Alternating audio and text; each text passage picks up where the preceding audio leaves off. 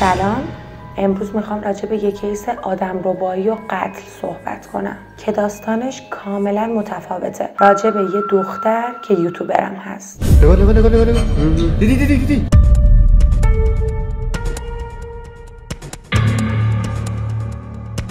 کیتیاب.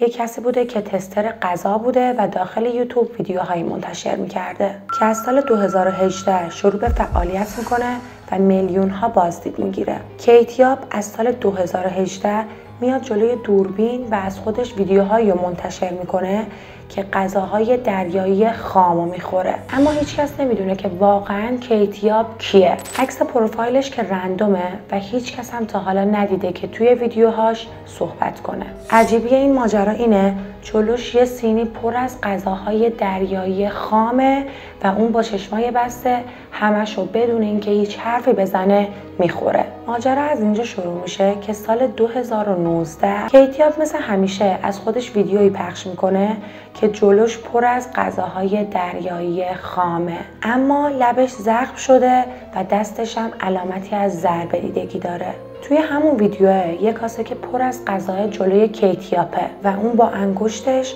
شروع میکنه به کاسه ضربه زدن، انگار که میخواد یه کدی رو به ما برسونه. شما فکر میکنین معنی اون کد چی میتونه باشه؟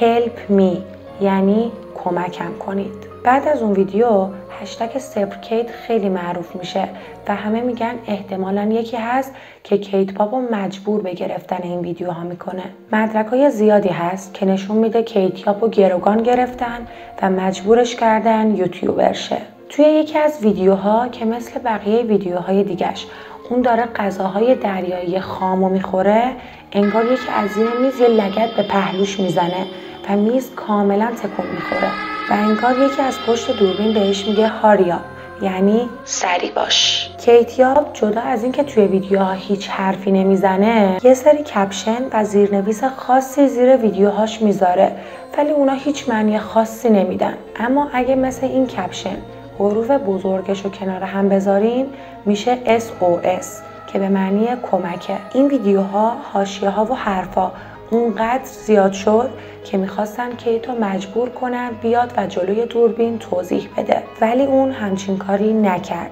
و زیر یکی از ویدیوهاش توی دیسکریپشن یه متن بلندی نوشت. توی این متن که انگار اصلا کپی پیست شده و یکی دیگه اونو نوشته، چون که اصلا توش از ضمیر من استفاده نشده و همش از ضمیر شی استفاده شده، یعنی او. بعد از اینکه 2 ماه ویدیو نمیذاره، میاد و توی ویدیوی جدید مینویسه I'm live، یعنی من زندم.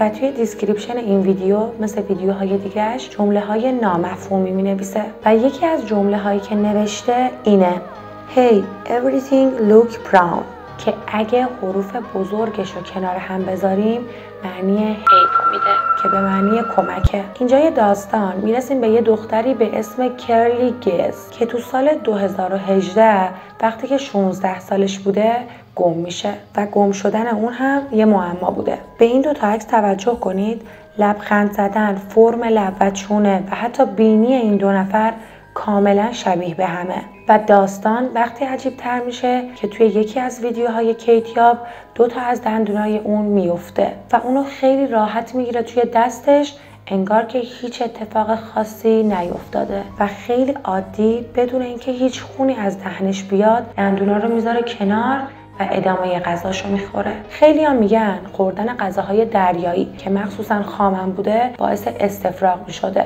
و این برخورد مداوم اسید معده با دندوناش روز به روز باعث سست‌تر شدن و آسیب پذیرتر شدن اونا میشده. و اما میرسیم به آخرین ویدیویی که کیتیاب داخل یوتیوبش میذاره.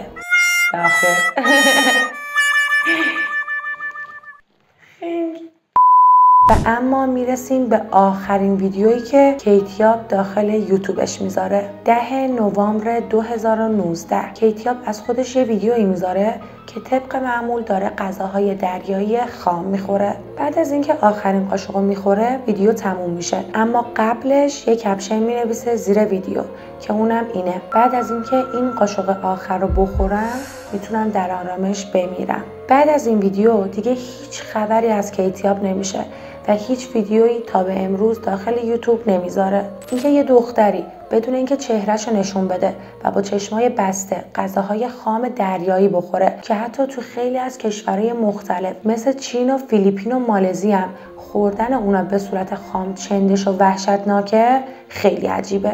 وقتی دندوناش بریزه تو دستش و براش خیلی عادی باشه. وقتی تو کپشناش این همه جمله های نامفهوم و پر از رمز بنویسه. حالا نظر شما چیه؟ به نظر شما این دختر روبوده شده و به قتل رسیده یا نه؟